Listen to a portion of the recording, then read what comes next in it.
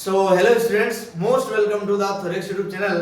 आज हम स्टार्ट करते हैं morphology of the flowering plant chapter का थर्ड लेक्चर। बेसिकली इस लेक्चर के अंदर हम पढ़ेंगे इनफ्लोरेसेंस के बारे में। बेसिकली तो इनफ्लोरेसेंस होता क्या है?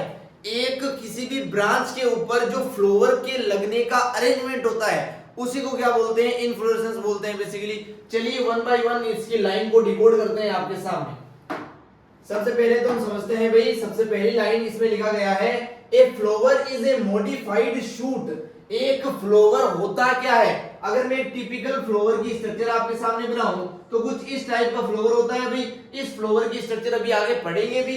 इस फ्लावर के अंदर ये जो स्ट्रक्चर है इसको बोलते हैं पेडिसेल। क्या बोलते हैं बच्चों? पेडिसेल बोलते हैं। इसके ऊपर जो ये थैले जैसा स्ट्रक्चर है इसे बोलते हैं थैलेमस। ये जो पेडिसेल और थैलेमस होते हैं ये स्टेम के मॉडिफिकेशन होते हैं। किसके मॉडिफिकेशन है? स्टेम के मॉडिफिकेशन। इनफैक्ट ये स्टेम का ही भाग है, स्टेम का ही पार्ट है। लेकिन इन दोनों पार्ट्स के अलावा जो फ्लावर के पार्ट हैं, जो यहाँ पर पार्ट्स मिलते हैं बेसिकली ऐसे वाले और ऐसे वाले पार्ट्स, ये वाले जो पार्ट्स है ये इसके मॉडिफिकेशन से बने हैं। यहाँ पर देखो एक स्टेम होता है, एक नॉर्मल स्टेम, उसमें नोड होती है, इंटरनोड्स होती है। यहां पर जितनी भी नोड्स थी बेसिकली स्टेम के ऊपर क्या होता है? शूट अपाइकल मेरिस्टम होता है। इस मेरिस्टम के अंदर क्या है? नोड्स है। नोड से अलग अलग रीजन्स बनते हैं, अलग अलग पार्ट्स बनते हैं। वो जो नोड्स होती है वो कंडेंस हो जाती है। दो नोड एक दूसरे के बहुत ही क्या आ चुकी है? पास पास आ चुकी है। इनके बीच में जो इंटर नोड था वो शॉर्ट हो गया। वो क्या हो गया? छोटा हो गया। बेसिकली बहुत ध्यान से पढ़ो लाइन को। Internode do not elongate. Elongate का मतलब होता है बड़ा होना, डू नॉट का मतलब बड़ा नहीं हो रहा है, यानी कि इंटरनोड कैसा हो रहा है? छोटा हो रहा है बेसिकली। और एक्सिस कैसी हो रही है? कंडेंस्ड हो रही है। कंडेंस का मतलब छोटा होना। ये जो इंटरनोड है ये लंबा नहीं हो रहा है और ये जो एक्सिस है वो कैसी हो रही है? लगातार छोटी हो रही है, क्योंकि बहुत सारे नोड जो है पास पास आ गए हैं। आप कहोगे ये बात चल क्या रही है एक्चुअली में जो स्टेम होता है उसके ऊपर नोड होते हैं, इंटरनोड्स होते हैं। बेसिकली दो या दो से ज्यादा नोड जब एक दूसरे के पास आएंगे तो उनके बीच के इंटरनोड बहुत ही छोटे हो जाएंगे। इसीलिए लिखा है इंटरनोड लंबे नहीं है, छोटे छोटे हैं। और वहां की जो एक्सिस है वो कैसी हो गई? कंडेंस्ड हो गई है, दब गई है बेसिकली। यानी कि शूट अपाइकल मेरिस्टम के मॉडिफिकेशन हो रहे हैं यहाँ पे। एक जो फ्लावर होता है वो मॉडिफाइड शूट ही होता है। शूट सिस्टम से ही तो बनता है। तो शूट सिस्टम का मॉडिफिकेशन है भाई, जहां पर शूट अपाइकल मेरिस्टम किस में बदल जाता है? फ्लोरल मेरिस्टम के अंदर बदल जाता है। जो आपका शूट अपाइकल मेरिस्टम है ये बना लेता है फ्लोरल मेरिस्टम। मेरिस्टम का मतलब होता है ऐसे सेल जो डिवाइड करके नए पोर्शन को बनाएंगे। अगर यहाँ पे फूल बनेगा, फ्लावर बनेगा तो फ्लोरल मेरिस्टम नाम रख दिया। अगर शूट के एपेक्स पे है तो नाम क्या था उसका? शूट अपाइकल मेरिस्टम था। तो जो शूट अपाइकल मेरिस्टम था वही थोड़ा सा बदल जाता है, थोड़ा सा मॉडिफाई हो जाता है और क्या बना लेता है? Floral meristem. अब ये फ्लोरल मेरिस्टम सेल डिवीजन करेगा और क्या बनेगा? फ्लावर बनेगा बेसिकली। उम्मीद करते हैं दोनों लाइन क्लियर है, आगे बढ़ते हैं भाई। The apex produces different kinds of whorls appendages laterally at the successive nodes instead of leaves। देखो नोड के ऊपर क्या लगती है बच्चों? लीव्स लगती है। नोड के ऊपर नॉर्मल कंडीशन में क्या लगती है? लीव्स लगती है। लेकिन यहाँ पर लीव्स की जगह, लीव्स के इंस्टेंट पे क्या लगेंगे बच्चों? सक्सेसिवली अपेंडेजेस लगेंगे लेटरल कंडीशन में। और उन्हीं को क्या बोला है? वोरल्स में यहाँ पे बोला है भाई। फ्लोरल्स आप बोल सकते हो, इन्हीं को आप वोरल्स भी बोल सकते हो। आगे ये टर्म भी पढ़ेंगे। तो फ्लोरल अपेंडेजेस या फिर चार वोरल्स है यहाँ पे, जो कैसे बने हैं? एक्चुअली में स्टेम के ऊपर नोड है, उस नोड से पत्तियां निकलने वाली थी। उन पत्तियों की जगह पे चार फूल के फ्लोरल अपेंडेजेस, फ्लोरल से लेटरल साइड में कुछ भाग निकली है, कुछ संरचनाएं निकली है, उनको हम क्या बोल रहे हैं? यहाँ पे वोरल्स बोल रहे हैं। तो जहां पे पत्तियां बननी थी वहां पे क्या बन गए हैं? फूल के भाग बन गए हैं। पार्ट्स ऑफ द फ्लावर का फॉर्मेशन हो गया है। तो ये कुछ फ्लावर का ओरिजिन आपको समझाया गया है। एक बार मैं फिर से समराइज करता हूं आपके सामने, जिससे कि चीजें बिल्कुल ही क्रिस्टल क्लियर हो जाए आपके सामने, है ना? तो बहुत ध्यान से देखिएगा आप। मैं यहाँ पे लिखता हूं आपके सामने, जैसे देखो ये है आपके सामने पेडिसेल। क्या है आपके सामने? पेडिसेल। इसके ऊपर कुछ ऐसा स्ट्रक्चर होता है, इसको क्या बोलेंगे बच्चों? थैले जैसा स्ट्रक्चर, इसलिए इसको क्या बोल देंगे? थैलेमस बोल देंगे। पेडिसेल है थैलेमस है। एक्चुअली में ये क्या है? ये स्टेम ही है, ये स्टेम का ही पार्ट है। उसके अलावा मैं अगर आपके सामने बनाऊं कुछ और पोर्शन तो इसके ऊपर कुछ ऐसे पोर्शन होते हैं, इनके नाम अभी आपको आगे पढ़ाएंगे, और कुछ ऐसे पोर्शंस भी होते हैं भाई, और कुछ ऐसे पोर्शंस भी होते हैं। ये फ्लोवर का टिपिकली स्ट्रक्चर आपके सामने बनाया है। ये जितने भी पार्ट आपको दिख रहे हैं, ये वाला और ये वाला, ये तीनों ही किसके मॉडिफिकेशन है? लीव्स के मॉडिफिकेशन है। और ये जो दोनों पार्ट है, ये एक्चुअली में स्टेम के ऊपर नोड थे। क्या थे बच्चों? नोड थे। स्टेम के ऊपर जो नोड थे वो कन्वर्ट हो गए पेडिसेल और थैलेमस के अंदर। उन नोड से जो लीव्स निकलने वाली थी, पत्तियां निकलने वाली थी, उनके स्थान पे निकल गया कार्पल, स्टामेन और कोरोला बेसिकली। तो ये जो स्ट्रक्चर बनाए हैं, यहां पर भी एक और स्ट्रक्चर होता है जिसे कैलिक्स बोलते हैं। ये चारों स्ट्रक्चर कहां से निकल रहे हैं? बेसिकली इस नोड के मॉडिफिकेशन से निकल रहे हैं, और इस नोड के मॉडिफिकेशन का ही नाम क्या है? पेडिसेल या फिर थैलेमस नाम है। तो उम्मीद करते हैं भाई एक एक वर्ड आपको समझ में आया है, और आगे बढ़ते हैं। बेसिकली इसको आप पॉज करके नोट कर सकते हैं, ये इन स्लाइड्स के अंदर ऐड नहीं रहेगा बेसिकली, क्योंकि ये ब्लैक स्क्रीन है एक्चुअली में, है ना। तो आगे बढ़ते हैं। अब अपन आगे लिखा है, एक फ्लोवर के लिए ट्रिक बनाई है हमने कि कैसे शूट अपाइकल मेरिस्टम से बन जाता है फ्लोरल मेरिस्टम। और फ्लोरल मेरिस्टम कैसे बना होगा? यहाँ पे एक्सिस छोटी रहती है, वे शॉर्टेंड रहती है, और इंटरनोड यहाँ पे लंबे नहीं होते हैं, इलोंगेट नहीं होते हैं, यानी कि छोटे छोटे इंटरनोड होते हैं, क्योंकि यहाँ के नोड बहुत ही पास पास आ गए हैं। Excuse me please. आगे देखो लिखा गया है, when a shoot tip transform into a flower। जो शूट है, जैसे ये कोई स्टेम में तना है, इसकी जो ये टिप है, ये क्या है? शूट टिप है। ये जब ट्रांसफॉर्म होती है किसके अंदर? एक फ्लावर के अंदर। तो एक फ्लावर भी यहाँ पे आपको बना देते हैं। जैसे इस टिप के ऊपर ये एक फ्लावर बना, तो ये फ्लावर हमेशा ही सॉलिटरी होगा। क्या होगा बच्चों? सॉलिटरी होगा। अब आप कहोगे ये सॉलिटरी का मतलब क्या है? सॉलिटरी का मतलब होता है अलोन, अकेला। फ्लावर अगर टिप पर बन रहा है तो वो हमेशा सॉलिटरी ही होगा, अकेला ही होगा। जैसे आपने लीव्स को देखा होगा, एक ग्रुप के अंदर लगती है, एक झुंड के अंदर लगती है पत्तियां, लेकिन फूल हमेशा अकेला ही लगा होगा, सॉलिटरी कंडीशन में ही लगा होगा। अब बात करते हैं ये इनफ्लोरेसेंस होता क्या है। जैसा कि मैंने लेक्चर की स्टार्टिंग में बता दिया कि फूलों का जो अरेंजमेंट होता है किसी भी ब्रांच के ऊपर, उसी को क्या बोलते हैं? इनफ्लोरेसेंस बोलते हैं भाई। तो arrangement of flowers on floral axis, उसी को क्या बोला गया है? यहाँ पे इनफ्लोरेसेंस बोला गया है। उम्मीद करते हैं एक एक वर्ड आपको समझा पाए हैं इन स्लाइड्स का। आगे बढ़ते हैं। ये जो स्टोक होता है इनफ्लोरेसेंस का, उसको आखिर क्या बोलते हैं? देखो, स्टोक का मतलब होता है बच्चों डंडी। मैंने आपको लीफ का स्ट्रक्चर पढ़ा दिया है बच्चों। लीफ की जो डंडी होती है, जैसे ये एक लीफ है, तो ये वाली जो डंडी है, इसका मैंने आपको नाम पढ़ाया था पेटियोल। क्या पढ़ाया था बच्चों? पेटियोल पढ़ाया था। मैंने आपको फ्लावर का स्ट्रक्चर पढ़ाया है। इस स्ट्रक्चर के अंदर क्या होगा? जैसे ये फूल लगा हुआ है इस डंडी के ऊपर, तो इस डंडी का नाम क्या पढ़ाया है बच्चों? पेडिसेल पढ़ाया है इस डंडी का नाम। अब हम पढ़ रहे हैं कि इनफ्लोरेसेंस की जो डंडी है, स्टोक है, उसका क्या नाम है?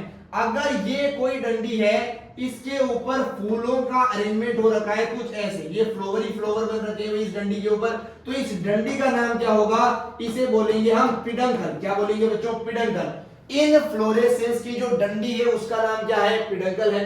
फ्लावर की जो डंडी है उसका नाम क्या है? पेडिसेल है। लीफ की जो डंडी है उसका नाम क्या है? पेटियोल है। तो तीनों नामों को एक ही जगह लिखा है आपके सामने, जिससे आप रिलेट करके बढ़िया से याद कर पाए। जो इनफ्लोरेसेंस की एक्सिस है उसी को स्टॉक ऑफ इनफ्लोरेसेंस बोल सकते हैं। इसी को फूल वाली एक्सिस, फ्लोरल एक्सिस भी बोल सकते हैं। इसी को पिडंकल बोल सकते हैं, जैसा कि मैंने नाम लिखा है आपके सामने। इसके अलावा जो रिसेप्टिकल है या फिर थैलेमस है, ये भी इसी का नाम आप रख सकते हो, क्योंकि रिसेप्टिकल का मतलब ही होता है जो चीजों को रिसीव करता है। फ्लावर के अंदर रिसेप्टिकल उसे बोलते हैं जो कार्पल को, स्टमेन को, कोरोला को, इन सब को रिसीव करता है। यहाँ पर फूलों को रिसीव कौन कर रहा है? ये पिडंकल बेसिकली, तो इसको भी रिसेप्टिकल वर्ड दिया जा सकता है। समझ में आता है? बहुत ही बढ़िया। आगे देखो, ये फ्लेटेड पोर्शन होता है, चपटा पोर्शन होता है बेसिकली, किसका? पिडंकल का या फिर पेडिसेल का। कौन सा वाला? ये जो डंडी होती है बेसिकली, यानी कि थैलेमस क्या है? थैलेमस एक चपटा पोर्शन है। फूल की स्ट्रक्चर में भी हमने बनाया था कुछ ऐसा चपटा पोर्शन, ऐसा गोला हमने नहीं बनाया था, ऐसा चपटा पोर्शन बनाया था, यानी कि ये फ्लेटेड पोर्शन होता है। समझ में आता है? बहुत ही बढ़िया। आगे पेडिसेल के बारे में लिखा गया है कि जो फ्लावर की डंडी होती है, स्टॉक होती है, इसी को क्या बोलते हैं बच्चों? पेडिसेल बोलते हैं। तो ये आपके सामने लिखा हुआ भी है ऑलरेडी। उम्मीद करते हैं स्लाइड का एक एक वर्ड हवा में क्लियर है भाई साहब। आगे बढ़ते हैं। देखो, depending on whether apex get converted into flower. Depend का मतलब निर्भर करना, किस पे निर्भर कर रहे हैं कि ये जो एपेक्स है किसी भी शूट की, जैसे ये कोई स्टेम है, इसकी ये जो एपेक्स है इसी को क्या बोलते हैं बच्चों? टिप भी बोलते हैं। ये क्या कर रही है? एपेक्स कन्वर्ट हो रही है किसके अंदर? फ्लावर के अंदर, या फिर कंटिन्यू कर रही है ग्रोथ।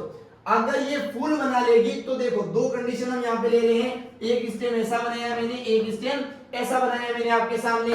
एक के ऊपर मैं बना देता हूं फ्लावर, ये देखो लाल कलर का फूल लग गया, ये टिप के ऊपर फ्लावर लग गया है, इसकी एपेक्स ने फ्लावर बना लिया है। लेकिन यहाँ पर कोई फ्लावर नहीं बनेगा, ये जो टिप है वो कंटिन्यू करेगी ग्रोथ करने के लिए। इस बेसिस पे किसी भी स्टेम की जो टिप है वो फ्लावर बना रही है या कंटिन्यू ग्रोथ कर रही है, इस बेसिस पे जो इनफ्लोरेसेंस होते हैं वो दो टाइप के हो सकते हैं। दोनों टाइप की कंडीशन आपके सामने है। देखो ये जो स्टेम है, ये जो इनफ्लोरेसेंस है, ये लगातार ग्रोथ कर रहा है। लगातार कोई चलता जाए, दौड़ता जाए तो क्या बोलेंगे? रेस लगा रहा है, इसीलिए इसका नाम रखा गया है रेसमोस। नाम आप देख सकते हो, बहुत ही बढ़िया। इसका नाम क्या है बच्चों? रेसमोस, क्योंकि ये रेस लगा रहा है भाई साहब, रुक ही नहीं रहा, ग्रोथ करता ही जा रहा है। अनलिमिटेड ग्रोथ यहाँ पे हो रही है एपेक्स की। लेकिन यहाँ पर जब एपेक्स के ऊपर फ्लावर बन गया है तो यहाँ की ग्रोथ रुक जाती है, और रुक अगर गई है तो शांत हो गया है, इसलिए बोल दिया इसको साइमोस। समझ में आता है क्या? साइमोस का मतलब शांत हो जाना, इसकी ग्रोथ शांत हो गई है। और रेसमोस का मतलब रेस लगाना, इसकी ग्रोथ होती ही जा रही है भाई साहब, रुक ही नहीं रही। उम्मीद करते हैं दोनों वर्डों को आप अच्छे से समझ पाएंगे। आगे बढ़ते हैं इसी के साथ। सबसे पहले हम समझेंगे रेसमोस के बारे में बच्चों। देखो नाम को बहुत ध्यान से ऑब्जर्व करो। रेसमोस है तो ये रेस लगाएगा, एपेक्स के ऊपर फ्लावर नहीं बनेगा। शूट एपेक्स जो है don't terminate into flower. Apex के ऊपर फ्लावर नहीं बन रहा है, टर्मिनेट का मतलब बदलना। जो शूट की एपेक्स है वो फूल में नहीं बदल रही है, यानी कि फूल नहीं बन रहा है। मेन एक्सिस क्या कर रही है? कंटिन्यू कर रही है ग्रोथ में। अगर फूल नहीं बन रहा तो लगातार ग्रोथ होती जाएगी बेसिकली। फ्लावर जो है बोर्न होते हैं लेटरली कहां पर? एक्रोपीटल सक्सेशन के अंदर। देखो बच्चों, एक्रो का मतलब ही होता है एपेक्स। अगर नए नए फूल, यंग यंग फ्लावर एपेक्स पे बनते हैं तो इसे बोलते हैं एक्रोपीटल कंडीशन। यहां पर आप देख सकते हो यंग फ्लावर कहां पे बन रहे हैं? एपेक्स पे, इसलिए एक्रोपीटल कंडीशन बोला है। अगर यंग बनेंगे एपेक्स पे तो ओल्ड कहां बन जाएंगे? बेस के ऊपर। ऑब्वियसली कॉमन सी बात है, समझ में आता है, बहुत ही बढ़िया। अगर ये जो फ्लावर बन रहे हैं इन्फ्लोरेसेंस के ऊपर, ये इन्फ्लोरेसेंस एक सर्कल के रूप में हो जाए तो क्या होगा बेसिकली? अगर सर्कल बनेगा तो कुछ फूल सेंटर की तरफ रहेंगे, कुछ फ्लावर, और कुछ फ्लावर रहेंगे पेरीफेरी के ऊपर। कौन से फ्लावर किस कंडीशन में रहेंगे? ध्यान से देखो, यहां पर सेंट्रीपिटल कंडीशन बनती है। सेंट्रीपिटल का मतलब होता है सेंटर की तरफ। यहां पर जो यंग फ्लावर होते हैं वो सेंटर की तरफ मिलेंगे, और जो ओल्ड फ्लावर होते हैं वो पेरीफेरी के ऊपर मिलेंगे। समझ में आता है क्या? सेंट्रीपिटल का मतलब क्या है? फिजिक्स में आपने पढ़ा होगा, जब भी सर्कुलर मोशन होता है तो दो टाइप के फोर्स वहां पे एग्जिस्ट करते हैं। एक तो सेंट्रीपिटल जो सेंटर की तरफ लगे, और एक सेंट्रीफ्यूगल जो सेंटर से दूर की तरफ लगे। सेंट्रीपिटल फ्लावर का अरेंजमेंट है, यानी कि यंग फ्लावर सेंटर की तरफ है, ओल्ड फ्लावर कहां पे हो जाएगा? पेरीफेरी पे हो जाएगा। समझ में आता है? तो रेसमोस के बारे में जितने भी पॉइंट है आपके सामने क्लियर होने चाहिए। उसके अलावा यहां पे लिखा है इनडेटरमिनेट। डेटरमिनेट का मतलब होता है निर्धारण करना। इनडेटरमिनेट जिसको निर्धारण ही नहीं कर सकते, इसकी ग्रोथ कितनी होगी पता ही नहीं है। अनलिमिटेड ग्रोथ है, होती ही जा रही है, टिप पे फ्लावर ही नहीं बना, ग्रोथ होती ही जा रही है। इसीलिए इनडेफिनेट ग्रोथ भी बोल सकते हैं, अनलिमिटेड ग्रोथ भी बोल सकते हैं, और इसको ओपन इन्फ्लोरेसेंस भी बोल सकते हैं, क्योंकि ग्रोथ होती ही जा रही है तो ये ओपन है बेसिकली। समझ में आता है? तो इस स्लाइड का एक एक वर्ड, इस स्लाइड का एक एक वर्ड आपके दिमाग में क्रिस्टल क्लियर होना चाहिए। उम्मीद करते हैं क्लियर है, और आगे बढ़ते हैं। देखो ये एनसीईआरटी के अंदर एक डायग्राम दिया गया है रेसमोस इन्फ्लोरेसेंस का। अगर ये रेसमोस इन्फ्लोरेसेंस है, इसका मतलब यहाँ पर जो टिप होगी उसके ऊपर ऑब्वियसली फ्लोवर नहीं होगा। यहाँ की अगर टिप को ऑब्जर्व करो तो यहाँ पर बच्चों फ्लोवर है ही नहीं, लेकिन यहाँ पर एक्सिस को अगर ऑब्जर्व करो तो यहाँ पर आपको एक्रोपीटल कंडीशन में फ्लोवर देखने को मिलेंगे। तो इस डायग्राम को देखकर भी आपको कंडीशन पहचाननी आनी चाहिए कि ये रेसमोस इन्फ्लोरेसेंस का डायग्राम है। चलिए आगे बढ़ते हैं भाई। अब बात करते हैं साइमोस इन्फ्लोरेसेंस के बारे में। जितनी भी कंडीशन रेसमोस में पड़ी है उसकी जस्ट ऑपोजिट कंडीशन पढ़ने वाले हैं साइमोस में। साइमोस के अंदर होगा क्या बेसिकली, जैसे ये कोई स्टेम है, इस स्टेम के ऊपर फ्लोवर बनेगा ही नहीं, इस एपेक्स के ऊपर फ्लोवर नहीं बनेगा, लेकिन इसकी जो लेटरल ब्रांचेस होगी इनके ऊपर फ्लोवर बनेगा। भाई ये भी तो एक प्लांट है, ये भी तो एक पेड़ है, तो फ्लोवर तो यहां भी बनेंगे, लेकिन फ्लोवर टिप पे नहीं बनेगा। अगर टिप पे नहीं बनेगा फ्लोवर तब तो वो रेसमोस होगा। हम यहाँ पे कंडीशन क्या पढ़ रहे हैं, साइमोस पढ़ रहे हैं बेसिकली, यानी कि ग्रोथ को शांत करना है। तो प्लीज मेरे वर्ड को माइंड मत कीजिएगा, अभी थोड़ा सा रेसमोस का कंसेप्ट रिपीट कर दिया। यहां पर हमने स्टेम बनाया, अगर साइमोस कंडीशन है तो ग्रोथ शांत हो जाएगी। ग्रोथ को शांत करने के लिए टिप के ऊपर फ्लोवर हमें बनाना पड़ेगा।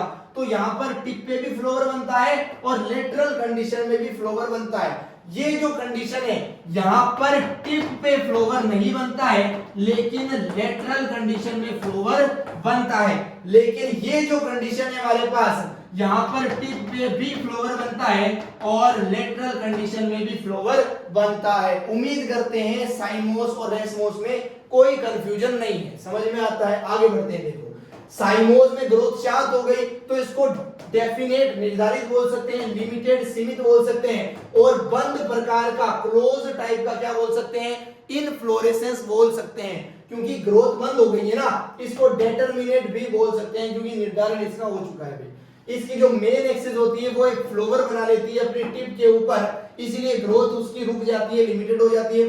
फ्लोवर जो होते हैं बेसिपिटल कंडीशन में होते हैं, बेस पे क्या होंगे, यंग फ्लोवर होंगे, इसी कंडीशन को बोलेंगे बेसिपिटल। ध्यान से देखो, जो यंग फ्लोवर है वो कहां पे है, बेस पे। अगर यंग बेस पे है तो ओल्ड कहां हो जाएगा, एपेक्स पे। ऑलरेडी कोई बड़ी बात नहीं है। आगे देखो सेंट्रीफ्यूगल, अभी बताया था फिजिक्स में, आप सर्कुलर मोशन में सेंट्रीपिटल सेंटर की तरफ, सेंट्रीफ्यूगल सेंटर से बाहर की तरफ दो फोर्स पढ़ते हो। यहां पे लिखा है सेंट्रीफ्यूगल यानी कि बाहर की तरफ, यंग फ्लोवर बाहर की तरफ होंगे। सेंट्रीफ्यूगल वर्ड का मतलब क्या है, यंग फ्लोवर कहां होंगे, बाहर की तरफ होंगे। तो सेंटर की तरफ, बाहर की तरफ को पहले लिख लो पेरीफेरी। तो सेंटर की तरफ क्या हो जाएगा बच्चों, सेंटर की तरफ ओल्ड फ्लोवर हो जाएगा। तो आप लाइनें देख सकते हो, ओल्ड फ्लोवर कहां पे है, सेंटर पे है, और यंग फ्लोवर कहां पे है बच्चों, पेरीफेरी पे है। उम्मीद करते हैं साइमोस का एक एक वर्ड आपके दिमाग में क्रिस्टल क्लियर है। और आगे बढ़ते हैं। एनसीईआरटी के अंदर साइमोस का एक डायग्राम दिया है, बहुत ही बढ़िया, आप ऑब्जर्व कर सकते हो। इस डायग्राम को अगर ध्यान से देखो, क्योंकि ये साइमोस का डायग्राम है तो ग्रोथ शांत होगी। टिप के ऊपर आपको फ्लोवर बने हुए दिखेंगे, ये देखो सुंदर सुंदर फ्लोवर बनाए हैं आपके लिए टिप के ऊपर। ये एनसीईआरटी का डायग्राम है बेसिकली। ये जो है वो मैच्योर फ्लोवर है और ये इमेच्योर फ्लोवर है, इसलिए बड स्टेज के अंदर आपको दिख रहा है बंद फ्लोवर है बेसिकली, और ये फ्लोवर ओपन हो चुका है। उम्मीद करते हैं साइमोस इन्फ्लोरेसेंस भी आपके दिमाग में क्रिस्टल क्लियर है। आपके दिमाग के कंसेप्ट को और थोड़ा सा बिल्डअप करने के लिए हमें रेसमोस और साइमोस के दो टेबुलेट फॉर्म में डिफरेंस लिखे हैं आपके सामने। ध्यान से देखिए, सबसे पहला डिफरेंस, रेसमोस रेस लगा रहा है यानी कि ग्रोथ कैसी होगी, अनलिमिटेड। टिप के ऊपर फ्लोवर नहीं होगा इसीलिए अनलिमिटेड ग्रोथ है, यानी कि एक्सिस कंटिन्यू है ग्रोथ करने के लिए, टिप के ऊपर कोई फ्लोवर यहां पे नहीं है। साइमोस ग्रोथ शांत हो गई है, ग्रोथ रुक गई है क्योंकि टिप के ऊपर फ्लोवर है। यहाँ की जो मेन एक्सिस है उसने फूल बना लिया है और टिप के ऊपर क्या है, बेसिकली यहाँ पे फूल है, समझ सकते हैं, इसीलिए ग्रोथ रुक गई है भाई। ग्रोथ यहाँ पे अनलिमिटेड है, फूल नहीं बना तो ग्रोथ होती जा रही है, यहाँ पे ग्रोथ रुक गई है क्योंकि फूल बन गया है, समझ में आता है। The flower are born in acropetal succession. Acro का मतलब ही होता है एपेक्स। एपेक्स पे क्या होगा, यहाँ पे यंग फ्लोवर होगा बेसिकली। एपेक्स के ऊपर क्या होगा बच्चों, यंग फ्लोवर होगा। यहाँ पे लिखा है फ्लोवर किसके अंदर लगते हैं, बेसिपिटल। बेस पे क्या होगा बच्चों, यंग फ्लोवर होगा बेस के ऊपर। अगर बेस के ऊपर यंग फ्लोवर होगा तो ओल्ड फ्लोवर अपने आप कैसे हो जाएगा, एपेक्स के ऊपर। यहां पर एपेक्स के ऊपर यंग है तो इस बेस के ऊपर ऑलरेडी क्या हो जाएगा, ओल्ड फ्लोवर हो जाएगा। उम्मीद करते हैं ये कंडीशन आपको समझ में आ गई है। आगे यहाँ पे लिखा है देखो, जो अरेंजमेंट होता है फ्लोवर्स का वो यहाँ पे सेंट्रीपिटल कंडीशन में होता है। सेंट्रीपिटल का मतलब होता है सेंटर की तरफ। यहाँ पर जो यंग फ्लोवर होंगे वो सेंटर की तरफ होंगे। यहाँ पे लिखा है सेंट्रीफ्यूगल में अरेंजमेंट होता है फ्लोवर का, यानी कि सेंट्रीफ्यूगल का मतलब होता है सेंटर से बाहर की तरफ, यानी कि पेरीफेरी की तरफ। यहाँ पर पेरीफेरी की तरफ क्या होंगे, यंग फ्लोवर होंगे। यंग फ्लोवर पेरीफेरी की तरफ है, यहाँ पे यंग फ्लोवर सेंटर की तरफ है। तो रेसमोस और साइमोस इनफ्लोरेसेंस के अंदर ये चार मेन डिफरेंस तो टेबुलेट फॉर्म में लिखे हैं और एक एक वर्ड कंसेप्ट के साथ आपको समझा दिया है बेसिकली। तो थोरेक्स पे यहां तक बने रहने के लिए और इनफ्लोरेसेंस को डिटेल में पढ़ने के लिए थैंक यू सो मच। उसके अलावा इस स्लाइड के नोट्स आपको हमारे टेलीग्राम चैनल पे मिल जाएंगे। एक काम कर सकते हो आप, जितने भी सोशल मीडिया ऐप आप यूज करते हो उन सभी पे जो थोरेक्स 100 आईडी होगी वो हमारे चैनल के द्वारा ही स्पॉन्सर की जाएगी। टेलीग्राम पे भी आप थोरेक्स 100 चैनल ज्वाइन कर सकते हैं और उसके अंदर इन सभी स्लाइड के नोट्स आपको मिल जाएंगे। ये जो मैं लिख रहा हूं इस पीपीटी के ऊपर, ये पूरा का पूरा पीपीटी आपको पीडीएफ की फॉर्म में मिल जाएगा, तो आप वहां से डाउनलोड करके अच्छे से नोट्स बना सकते हैं।